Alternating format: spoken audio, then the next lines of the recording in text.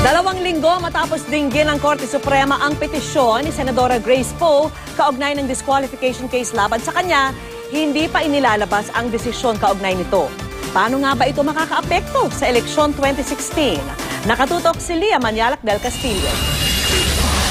Sa gitna ng mga bali-balitang may draft na ng desisyon ng Korte Suprema sa kaso ni Senadora Grace Poe, mismong si Chief Justice Maria Lourdes Sereno na ang nagsabing maghintay lang ang publiko. In good time, and there will be no delay, Leah. So you can be assured that it will not serve as an obstacle or hindrance to anything that must be done. Sa pagharap din ni Sereno kanina sa mga negosyante, tikom ang kanyang bibig tungkol sa inaabangang desisyon. The oral arguments would have given you an idea of how we think and how we are trying to process conflicting positions. In the context of conflicting positions, how do we choose what is right and what is just?